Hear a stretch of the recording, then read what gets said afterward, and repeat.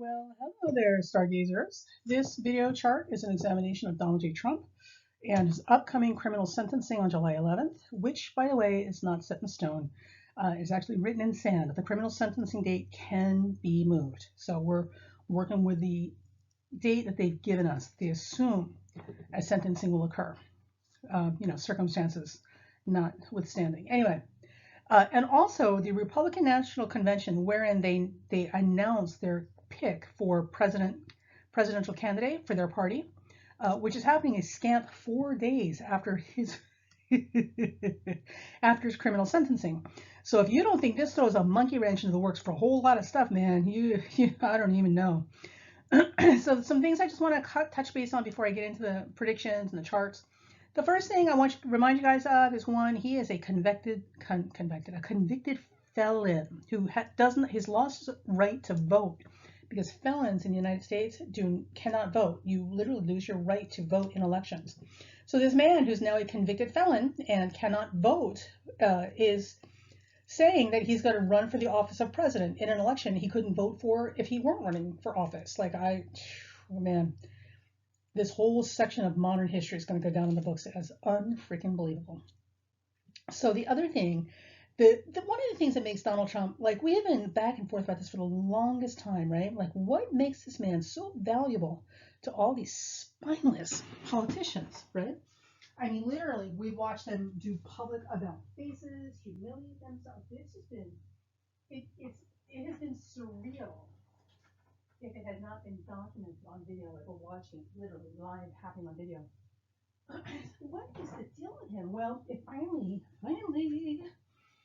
dawned on me, and this is something they wouldn't have necessarily announced to everyone, because then the Democratic Party would have to cop to it as well.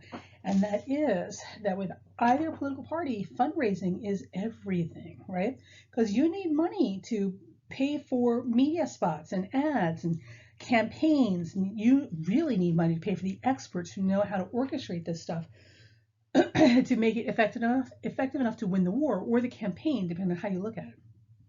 These things require massive amounts of money to make victories happen, which means that they rely heavily on those political contributions. And this is where the whole discussion about dark money, these corporations sending in lots and lots and lots of campaign contributions anonymously, right? So the public has no idea who they're lobbying and influencing and putting in their pocket, as a debt to them for their campaign contributions. But here's the thing with Donald Trump. Donald Trump has been a fundraising phenomenon. He is the televangelist of politicians. He could literally separate dead men from their money. And nobody's got an explanation for it. They just know it works, right? And one thing that we know about the modern Republican Party is that they love money almost as much as they love power and control. So aside from whatever blackmail information he may have on them, because he's been in bed with the Russians forever, and the Russians are notorious for blackmail, right? Oh man, you talk about people digging up your dirt. You don't want them after you. It is entirely possible that the other thing, the party's allegiance as a whole unit, has been largely because he can generate money. This man attracts fundraising and people parting their money like Moses parted the Red Sea. It's incredible to watch.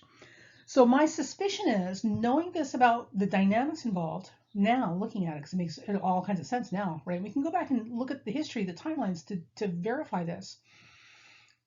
It's not unthinkable, given how shady and unethical the modern Republican Party has been for the last incarnation or so, right? All the way back to the NRA rights and Sandy. Oh my God.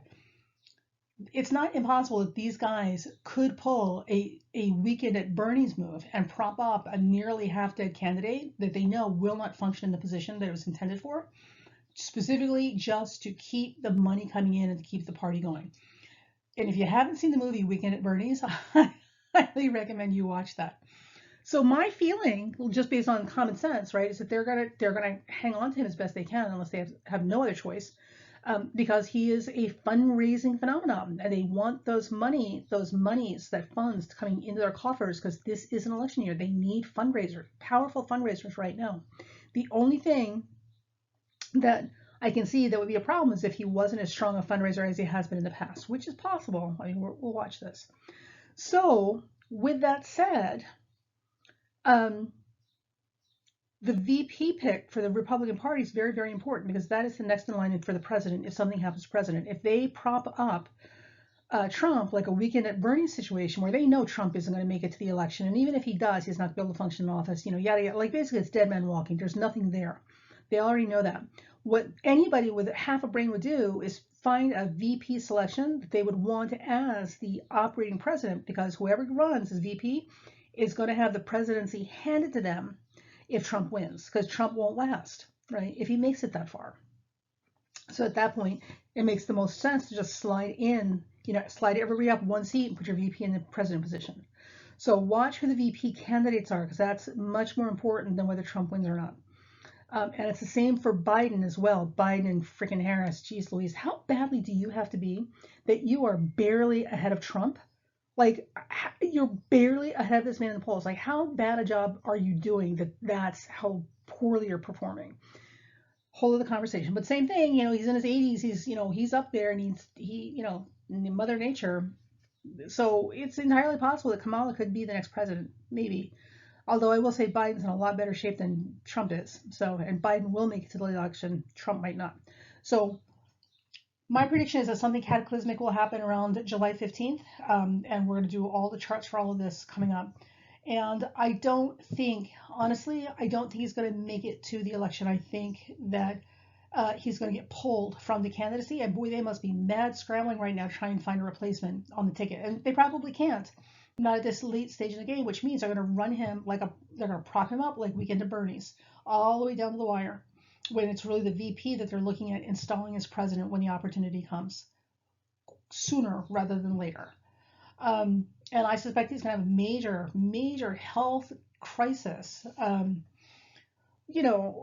coming up around July 15th. I think this is all going to come to a head. It's all literally finally going to catch up with him.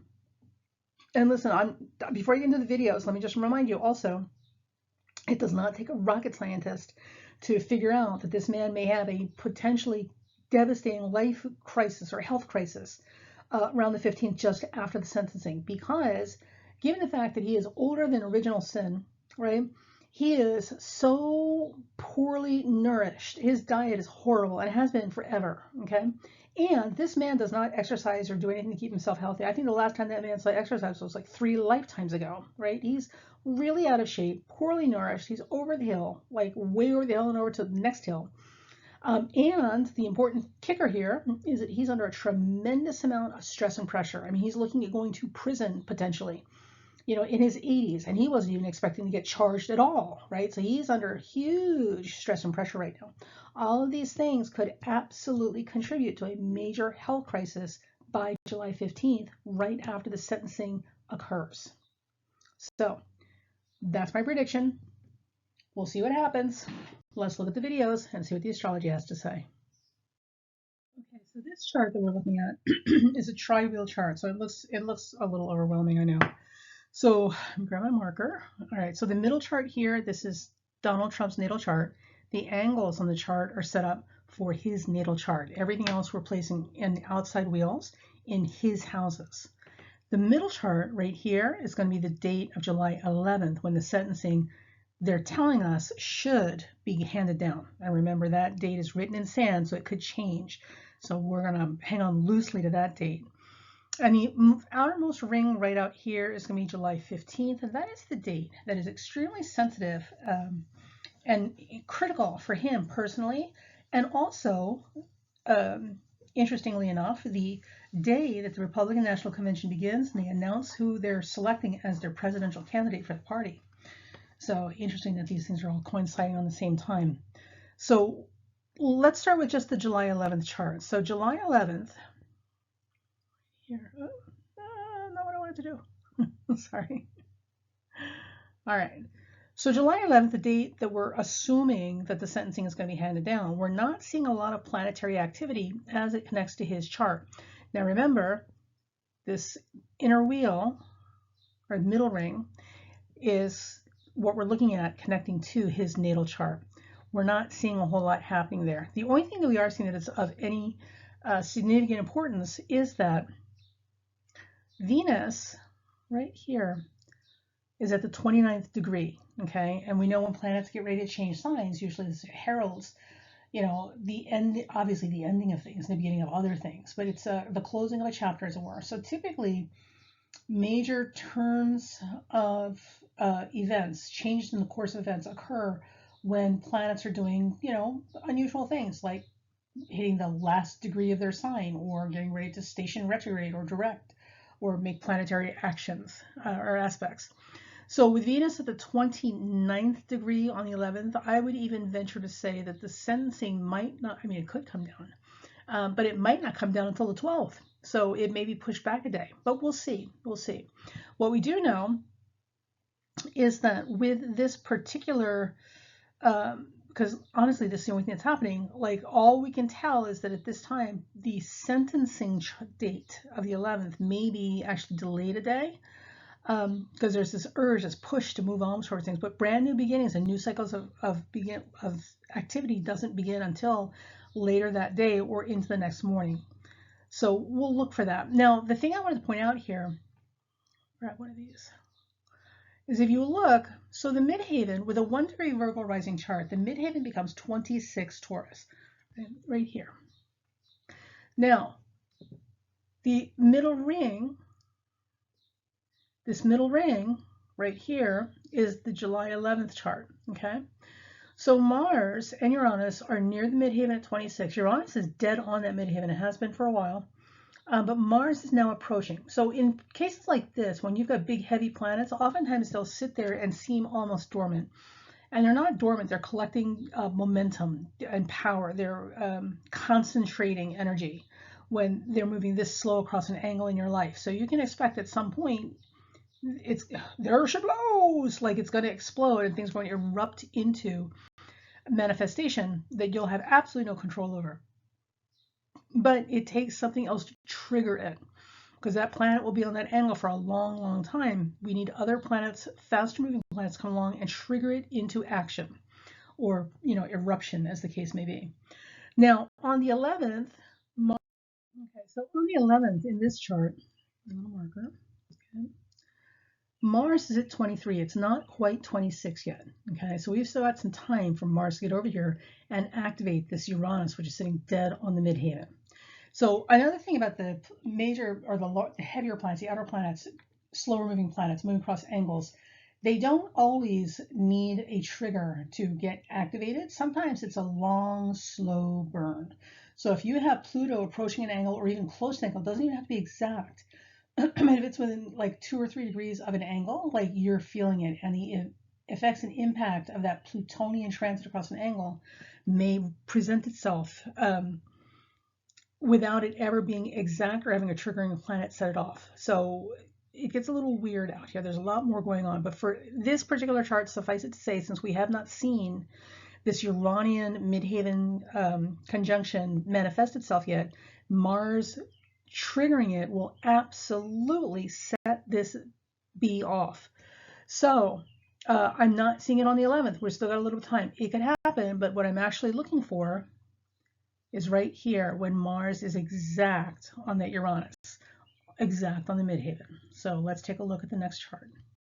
Okay, so on the 11th in this chart, a little marker, okay, Mars is at 23. It's not quite 26 yet. Okay, so we've still got some time for Mars to get over here and activate this Uranus, which is sitting dead on the midhaven. So another thing about the major, or the heavier planets, the outer planets, slower moving planets, moving across angles, they don't always need a trigger to get activated. Sometimes it's a long, slow burn. So if you have Pluto approaching an angle or even close to an angle, it doesn't even have to be exact.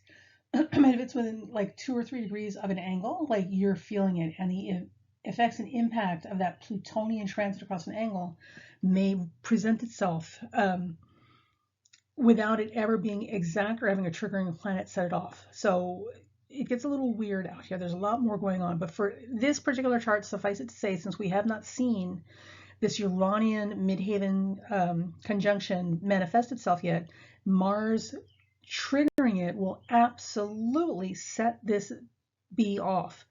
So I'm not seeing it on the 11th. We're still got a little time. It could happen, but what I'm actually looking for is right here when Mars is exact on that Uranus, exact on the midhaven. So let's take a look at the next chart. Okay. Now, this is the chart. The chart we are looking at here is going to be for July 15th. Remember, July 15th is this big outer wheel, and this is when these planets all become exact to the within minutes of the placements. So at 11 a.m. or noon on the 15th, the ascendant of the transit chart will be approaching an exact square with Trump's chart ruler Mercury within minutes. So we're looking at anywhere from like 9 to noon. Something big should be happening that absolutely affects him personally, because the chart ruler, if he's Virgo rising, is Mercury, and the chart ruler is always very much specific to you in a very big way, because this is the part of you that connects you to the earth. Now, what is notable about this is that on the 15th, when we're seeing these aspects occur to his personal chart, the Republican National Convention is also starting, and this chart makes the most exact and demanding aspects to his natal chart. So there's something going on, because he is connected to the RNC. It's not like the RNC is some, Boy Scout troop in Swahili that he knows nothing about. He is absolutely directly connected to the RNC. So there is something about the Republican National Convention and their politics or dynamics or actions that are very much tied to him, that are going to be contributing to this level of overwhelming pressure and stress. Anything else happening on July 15th, far and away from him, that has no connection to him, I wouldn't necessarily see as having any interplay with these particular aspects as being big contributors to the worst day of his life, which should be today. Now, Mars and Uranus, remember we talk about Uranus being on the midhaven all this time, and we need a Mars to come along and trigger it. So Mars, and Mars is always a trigger planet because it's confrontational and it's an in-your-face presentation sort of thing. Mars, while it is now look over here, right? It has shifted from 23 to 26. Now it is exact on that Uranus, exact on that midhaven, and looky here, exact on his natal Mars in the 12th house. Now, there are those people who would hang on to him being Leo rising, like they're hanging on to their glory years and their glory days when they were 19 years old, and that bad comb over to hide the fact that they're losing their hair. They can hang on to whatever they want. But if he were in fact Leo rising, that midhaven is actually going to be earlier. It's going to be like 23, 24. No, it's not. It's going to be like 24 Taurus. It's going to be a couple degrees back, which means that if that is the case, we would be looking for some type of activation when Mars gets to 23, right, around the 11th. Okay, but what that also means is that it's not necessarily going to be as exact to his natal Mars in the 12th house. I'm saying the 15th, and I'm saying Virgo rising for 100 reasons, but also too because with Mars within minutes of Uranus exact, within minutes exact of that midhaven, and within minutes exact of that square to his natal Mars in the 12th house, this is huge. So we can have aspects pass by all the time that don't really seem to amount to much. And Lord knows we've had some events in his life and other people's lives that have passed by, and it's like, well, where's the big aspect? And we don't see it. But when you've got this type of consolidation of planets in very, very specific ways that are very scary, right? This means that something big is about to happen. No denying it.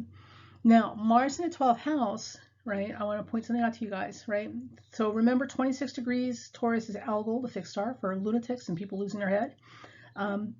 We've had this conversation about him. And Mars in the 12th house has a lot to do with isolation and karma, and also serve or suffer is actually what the 12th house is about.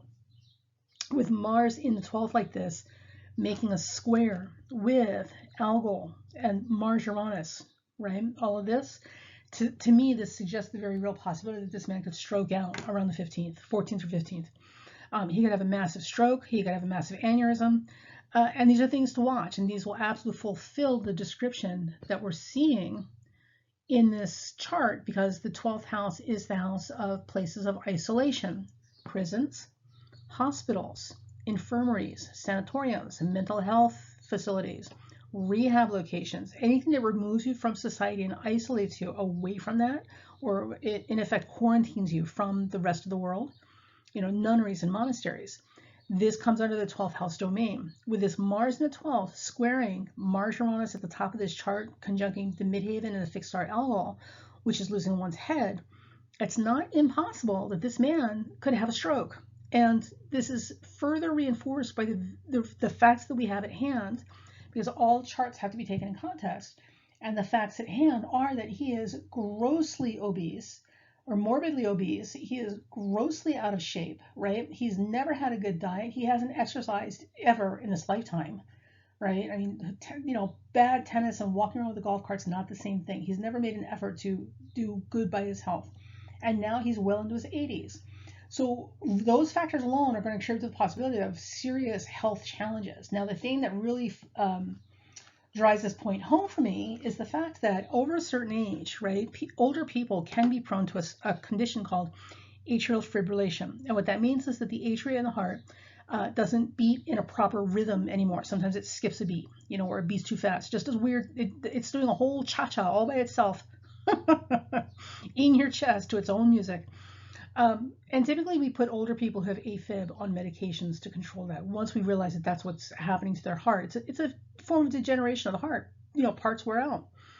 The thing about AFib, and the reason AFib or atrial fibrillation is dangerous, is because when the heart beats out of sync with itself, there's 4 chambers, and when one of those chambers misfires, and it's like kind of doing a weird cha-cha dance, it has the potential to throw blood clots, which will then go into the circulatory system and then travel to the brain. And when it reaches the brain, it will cause a clog or an obstruction, which then leads to a burst, right? A blockage and a burst, or an aneurysm, which then causes the stroke. So there's a couple different kinds of stroke, but one of the strokes that I'm thinking of looking at this chart has a lot to do with atrial fibrillation or some dysrhythmia of the heart, something specific to the heart, because it's Mars in Leo. Leo is the sign of the heart. In the 12th house, these are all hidden things, right? This could put him in isolation. And if he ends up with a stroke, he's definitely going to, isolation, hospital sort of stuff. And it is squaring that Mars Uranus, and Uranus is the electrical system in the body. Uranus is the electrical system in the body, as well as Mercury. Mercury rules the nerves, Uranus rules the actual transmission of energy from the brain. Mars has everything to do with inflammation and cuts and explosions and burns and bursts, right? And Taurus and Algol has to do with your head. So this is why I'm saying there's a real possibility this man could stroke out by the time we get to the RNC convention. It might not happen. Don't take this as gospel. Don't panic if you're looking at your chart. You're seeing similar things. These are not the same things. We always want to see a confluence of multiple factors to corroborate that something is a good educated guess. I'm literally doing this on the fly, looking at the chart while I'm speaking to you, so don't put too much stock in what I'm saying. Don't panic. But keep in mind, this is a very real possibility for obvious reasons that were just discussed. Now, the other thing that's happening on this day, if you look, the sun is going to be conjunct his natal Saturn in the 11th house of groups and associations. So his group affiliations may be changing, or he may be finding himself ostracized or cleaved away from groups and communities he used to belong to, because Saturn is very much about isolation and the sun illuminates those things. Boy, if he wanted to know who his friends were and weren't, he's going to find out today, because there's going to be a whole lot of people taking 5 steps back and leaving him on his own. At the same time, with the sun sun conjunct Saturn like this, with all the other stuff happening in his chart simultaneously, this is going to be the loneliest day of his life. So, and he thought trial was bad. No, reality is going to hit home, and a lot of stuff that he needs to face, Saturn is going to be illuminated, the sun, on this day. Now, the other thing that was interesting is, did I cover this?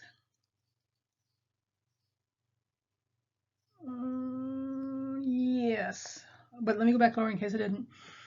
On this day, around noon-ish, 11 a.m. noon is when I've got the chart set up for. Right here, look at this. So the midhaven on the July 15th chart, right around 11 a.m. or noon, the midhaven is going to come down, actually closer to 11 a.m., between 9 and 11. It's going to come down and conjunct his natal Mercury, which we believe is his chart ruler. At the same time that this is happening, all right, now at the same time, what we're also saying is around noon, or like noonish, the ascendant for the July 15th chart will also be setting up a square to his natal Mercury. So we've got On the July 15th chart around noon, we've got the midheaven and the ascendant both actively in a tight square to his chart ruler, Mercury. Again, further reinforcing that something is happening around this time that should be of significant importance to him. Okay, so we'll see. We shall see. And also, too, just wanted to point out really quickly, is it in here? Yeah, you know what? We're going to go to another chart that's cleaner, so it's less confusing to look at. Let's dive into this just a little bit more. Okay, so this is just the July 15th chart and his natal chart on the inside. Let me get my highlighter here. So, to recap, we've got Mars, Uranus, and the midheaven all clustered together within minutes of each other. That's pretty damn exact and huge.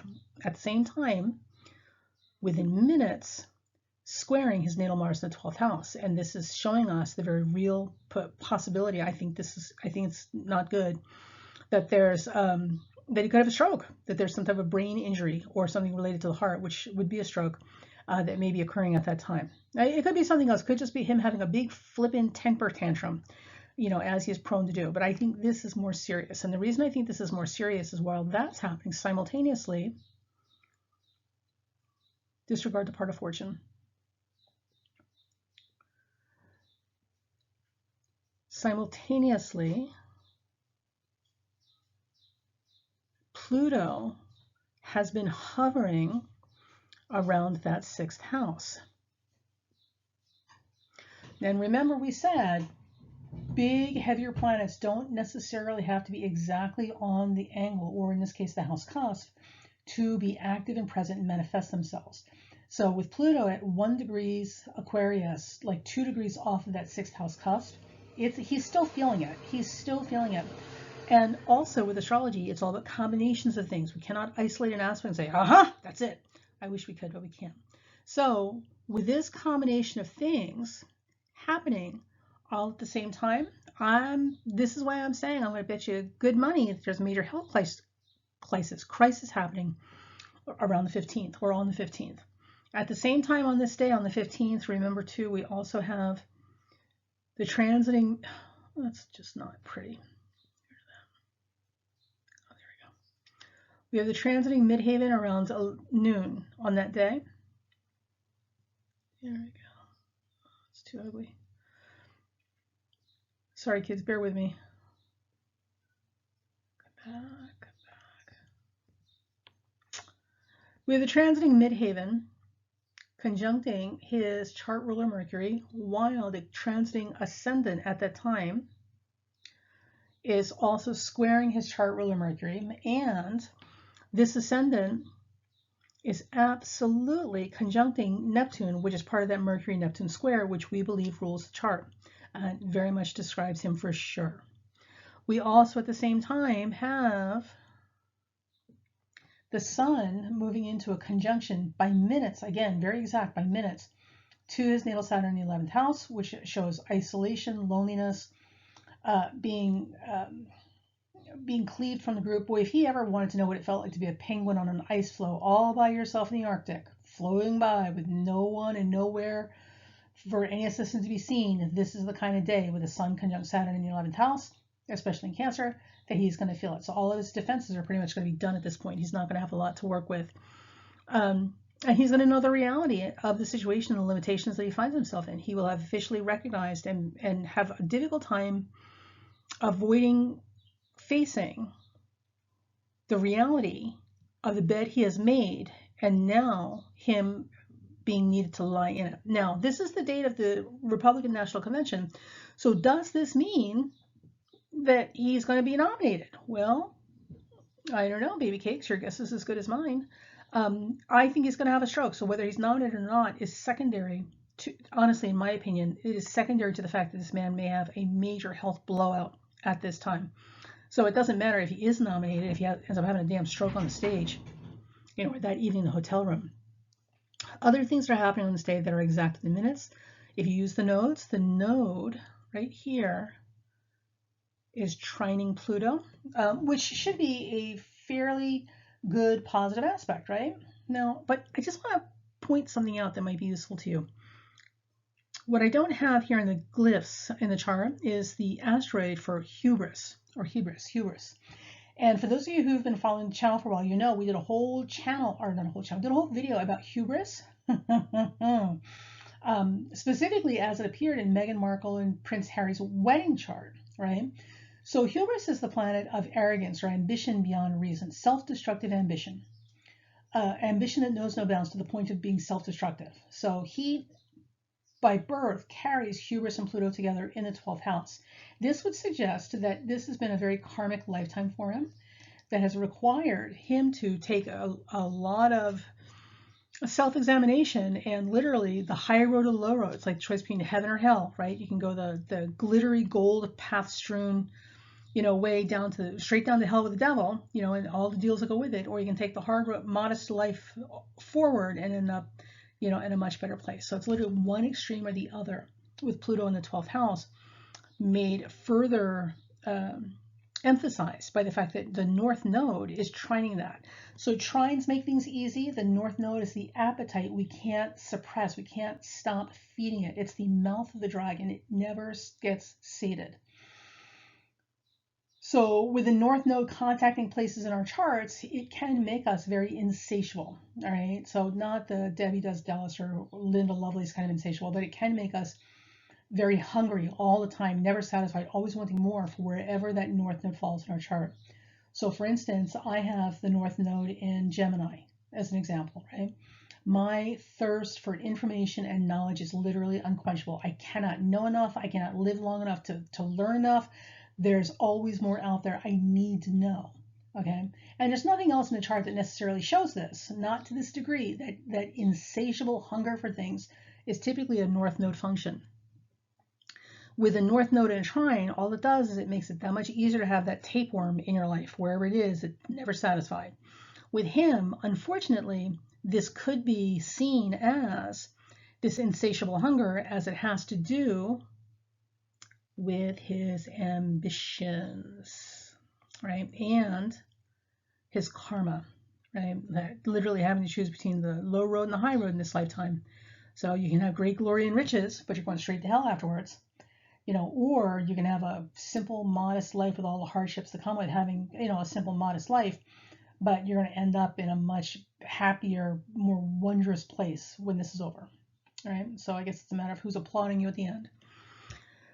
So with the North Node trining that, it could make it very easy for that Pluto hubris asteroid to get completely out of control, right? And with North Node and Pluto and hubris together in this chart on July 15th, this could be the death knell. I suspect, based on this, they will nominate him and make him their presidential candidate, which makes sense because he is the fundraising phenomenon. They're not giving up that cash cow. They'll prop him up like Weekend at Bernie's until he falls over and they have to replace him. But until then, keep those cards and cash coming. So I think it's going to get nominated. I think it's going to totally fit into, pull this up, this Pluto and Leo hubris conjunction that he has, that he carries in his natal chart. What is it we called it? This ambition, blind ambition beyond bounds or reason to the point of self-destructiveness. And this combined with the insatiability of the node, it's not good. It's not good. So get rid of this. Come back here. Come back here. So hopefully this makes sense to you so far. So let's go ahead and move on to the next slide. Okay, so in astrology, especially when making predictions, you want to see this in multiple ways. You cannot take a single aspect and say, yeah, that's it. You can't make a prediction based on that, right? This is like, literally, this is like making a stock investment based on one piece of gossip you heard in a men's bathroom at the executive office. I mean, it might work out, but chances are you really want to make sure you've got as many things supporting this as possible, right? So this is the lunar return. And for the next following charts, we're not getting into them very deeply. We don't have that kind of time, but just to show you something. This is the lunar return. A lunar return covers the time from 1 month to the next when the moon has returned to its exact position. A solar return will show you when the sun has returned to its exact position. The moon is the moon itself. So you read the lunar return a little differently, but the same basic things apply. And that is that things that are prominent and very high profile in the chart when you look at it is going to give you a very good feel for the theme of that month. And it covers from specific date to specific date. So in this particular case, this lunar return will cover the period of time for Donald Trump from June 21st, okay, to July 18th, 3 days after the RNC. So we've got this snapshot of time right over the sentencing and the RNC convention, because both of those will have long finished and passed by the time the next lunar return kicks in. So in this lunar return, we're looking for what here is prominent. Well, baby cakes, here's something interesting for you. So the first thing that we're seeing is we've got the lunar return, which is, oh, shoot, come back here, come back here. There we go. We have the lunar return, which is this big outer wheel here. His chart is always in the middle, or at least it's in the middle here. And right here, look at this. The lunar return ascendant, okay, for this time period will be conjuncting Uranus, and both of them, again, will be straddling that 26-degree Taurus midheaven. So that's making Algol and this midheaven and this Uranus energy extremely, extremely prominent this month. Out of the whole year, this is the month, one of the months when it's going to be extremely prominent. The other thing that we're looking at is, again, look down here, the 6th house, physical health, right? The midheaven, which is the angle that we're looking at for the lunar return this time, the midheaven is right there with Pluto on his 6th house. Again, physical health issues, right? So there's definitely some type of physical crisis that's occurring at this time, during this time period, which is June 21st to July 18th. If we go over here, now we've got this cluster, right, of Sun, Venus, and Mercury all together in Cancer.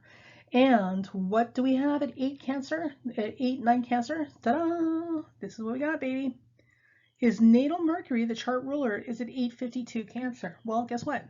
Mercury is on a return. Mercury will have come back to the exact same position it was in at his birth in this lunar return, making his personhood, right, his identity, what's going on in his life during this lunar return, extremely important to him. So this is not just any other month out of the 12 months. This is a specific kind of month.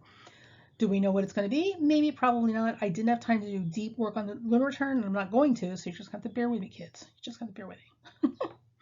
Also to note that the sun, come back here. The sun and Venus that we're seeing over here as part of the stellium is also, again, squaring Neptune, which is part of that Mercury-Neptune square, which is his identity, the core of his identity. So this snapshot supports that this month, from June 21st to June 18th, or July 18th, somewhere in here, this is a really significant month. We've got some big, big stuff happening. And more specifically, most likely having to do with physical health issues. Now, for those of you who do progressions, right, and I don't do a lot of progressions, they're pretty simple. The progression we're using, we're taking his natal chart, right, and we're moving it forward in time to July 15th, okay? On this day, the thing that comes up very, very specifically on the progressed chart is right here. We've got the sun, it's a little too orange. We've got the sun at 7 Virgo doing what, my friends? That's right, squaring or triggering the chart ruler, emphasizing that the July 15th is an extremely important day. Okay, because the chart ruler is Mercury and the sun is moving into exact square with it.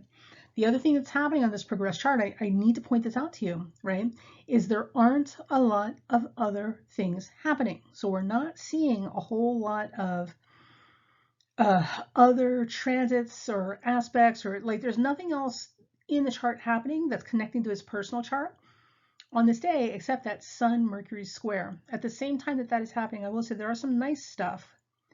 Sort of, maybe, depending on how you look at it, right? It's right here.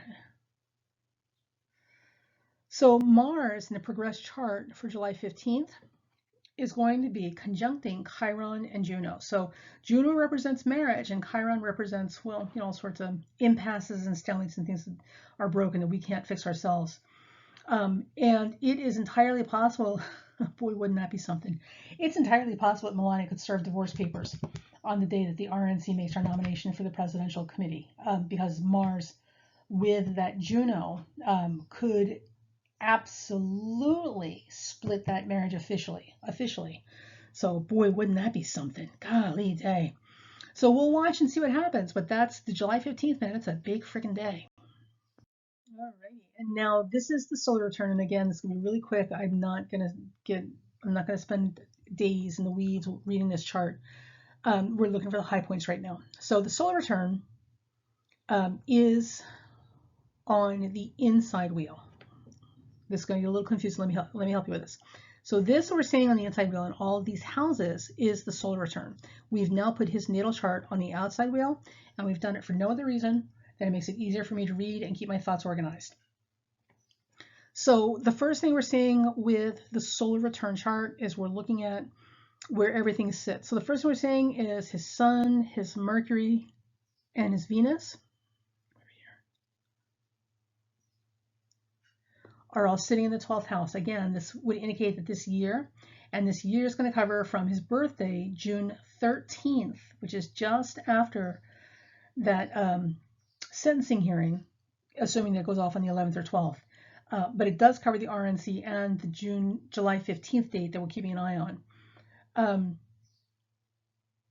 So this period of time from his birthday, June 13th to June 14th of 2025 is what this solar return covers. With 12th house planets, with your Sun in the 12th house and 12th house emphasis in a solar return, typically this is a very retiring, quiet year, which is the exact opposite for somebody who is on the campaign trail in an election year. So these two facts don't jive. So I'm not completely sure he's going to make it to the election for all of the above reasons.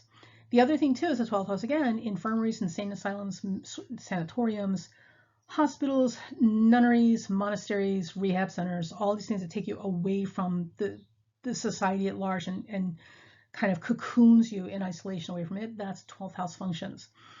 With this emphasis of the 12th house in his personal chart from June 13th, 2024 to June 13th, 2025, this is not the chart that shows somebody who's out in the public limelight, being active and busy and hustling and bustling. It could happen, but I'm not seeing it.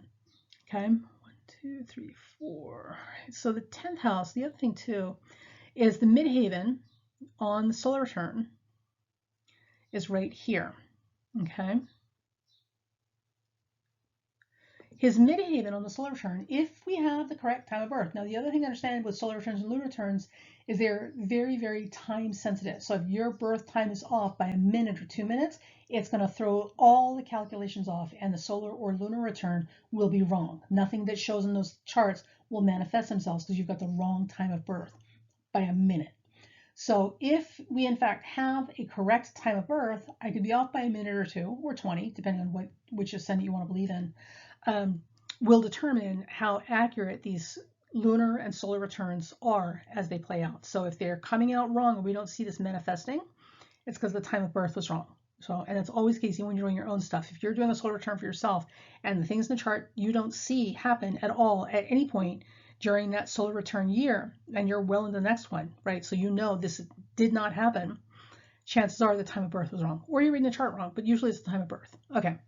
So with this chart, the midhaven on this chart is 25 Pisces. Neptune is at 29, dead on the mid, well, not down, but there on the midhaven. And this also suggests retirement, okay, being quiet, moving away from the world, withdrawing, drawing in, right? And also, interestingly enough, a bit of a chimera, right? So Neptune in rulership is a very powerful position.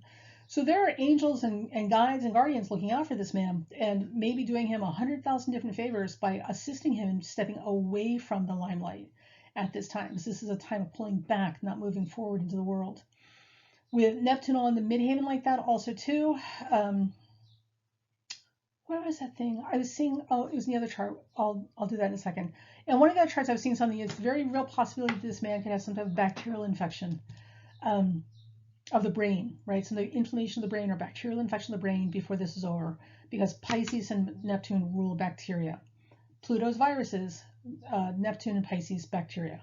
I think some people disagree with me, or we're in opposition with me on those things as well. So it could be a viral infection as well if it's not bacterial, but it's definitely bacteria or viruses with Neptune and Pisces. And this on the midheaven and some other stuff in the previous charts that I did not cover then. I'm so sorry. I think there might be a possibility that he may have an inflamed brain before this is over, which is going to impair his functioning and require full-time care. But again, we'll see. We'll see. And this all depends on whether I have the correct time of birth or not. Now, the other thing I just want to point out real quick about the solar return, then we're going to move on, is the moon in the solar return, which is also very sensitive to correct time of birth, will now set up, come here, will now set up a T-square to his full moon chart. Now remember, he was born under a full moon, sun-moon opposition, in the mutables, right? And the moon with Juno, interestingly enough, will be setting up a T-square to that full moon chart. Now he carries his full moon in his natal chart across the 4th and 10th houses, which is everything to do with public status and reputation, as well as personal home life and real estate. That moon coming from 14 Virgo with 1 Virgo rising is going to put that moon in the 1st house. Now the moon and Juno together, Juno represents marriage typically, but also represents health concerns because it's in Virgo.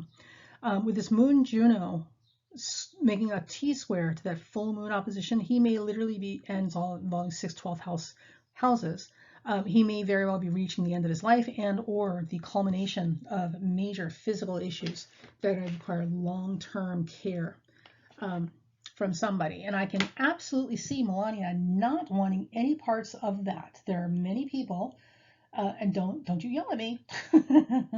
We know this to be true. There are many men and women out there who will absolutely abandon their partners at the first sign that they've got to take like long-term intense care of them, or that they're, if they get permanently disfigured because of burns, whatever. There's 100 reasons. People can be remarkably shallow and selfish. Or self-serving. So it would not be unthinkable that, because that woman in her chart,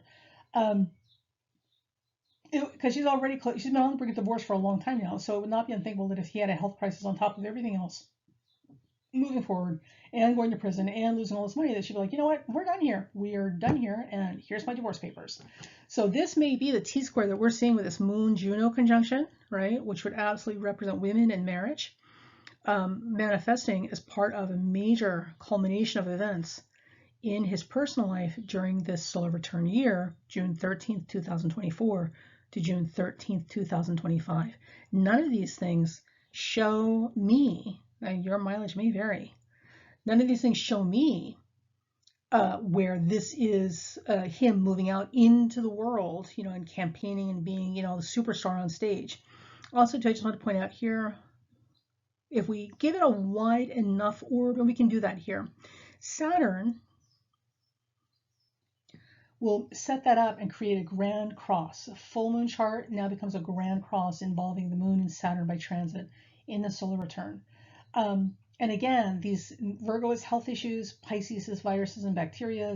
So it's not unthinkable that moon in Virgo opposing Saturn and Pisces could represent a type of viral or bacterial infection that he may be dealing with that could cause a health crisis or become part of a health crisis that he's dealing with, and or is absolutely could indicate the end of a marriage, right? Literally the being forced to make a final decision one way or the other about what we're doing moving forward, because this isn't going to work the way it is. Like it's this or it's something else, period, right? With Neptune at the top of that chart, with Neptune at the top of that chart, with the midheaven, it may be a little hard to see. So this stuff may be quietly going on behind the scenes without anybody necessarily having a big conversation about it. But it's happening, and we'll know. And the truth always comes out in the wash. So we'll see what morning brings. Okay, and that's that for that. Next slide. And speaking of strokes, here's a chart for how to identify a stroke. So for those of you with, well, actually, strokes can actually happen at any age, but they're just more likely to happen over 50 or 60. So if you have people in your family that are over the age of, I don't know, 20, these are the signs of stroke. Learn them, love them, memorize them. And the thing to understand about a stroke is you've got a 30-minute window from door to door that we would like to see to prevent the worst outcomes of a stroke. So literally from the time you realize that a stroke is happening to the time they get to a hospital, we want that transit or that movement to get them to the hospital emergency room in under 30 minutes. So half an hour, 30 minutes, that's your timer. And that's why these acronym posters say be fast, because really we want you to be fast as soon as you realize there's a problem. If you can get them to the hospital in under 30 minutes, we have a much better chance of them getting a complete recovery. Yes, if you catch it early enough, you can recover completely or 99% from a stroke. The longer it takes to get there, right? Because maybe, I don't know, you've had the stroke and you're home by yourself and nobody's seen you for 6 hours, right? At that point, the brain damage that occurs is huge and just irreversible. So we don't want to end up there. We're trying to avoid worst case scenarios. Okay, so here's your acronym for stroke. Remember it, learn it, love it, memorize it, and you're good to go. 30 minutes, kids, 30 minutes. So the first one is balance, loss of balance, headache, or dizziness, right? If they suddenly have an onset of headache or dizziness, right? Like worst headache they've ever had in their life, or they feel like they're losing their balance, they can't quite keep their balance or standing up or walking, that's not a good sign. If they're also having blurred vision in one eye or both eyes, right? That also is a bad sign. The two together, we're looking at signs of a stroke, definitely signs to call an ambulance, right? If their face on one side droops, and the way to check this is a smile test, ask them to smile for you. And what will happen is if they are having a stroke, when they smile, only half of their mouth is going to curl up in a smile. The other half will stay droopy. That's definitely, without any question at all, the sign of a stroke. If their arm or leg is weak, if they go to move their arm or the leg and suddenly like they can't control it, right? They can't lift it up, they can't lift their leg, this is a sign of a stroke. Speech difficulty can be a little confusing because what will happen is if it's speech impairment, they will sound a little drunk. They'll sound a little drunk, or they'll sound a little Joe Biden-ish, right? So, like that. So you may have difficulty understanding them. And if you know they're not drunk and you've got all these other things happening, right? Their arm or leg is weak on one side, right? One side of their face is drooping. You tell them smile, only half their mouth is coming up. They're having blurry vision and a horrible headache, or they feel dizzy, right? These are all indications that they're having a stroke as we speak, and you need to call an ambulance. And then, of course, the last letter in the acronym is time, 30 minutes or less. So the minute you realize any of these things is happening, call your emergency ambulance numbers and get them to a hospital. Now, you may be tempted to put them in the car and take them yourself. Certainly you can do that.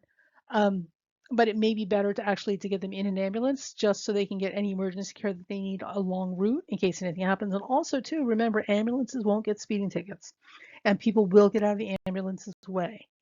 So there you go. So there's our little PSA for strokes, and I will see you guys soon.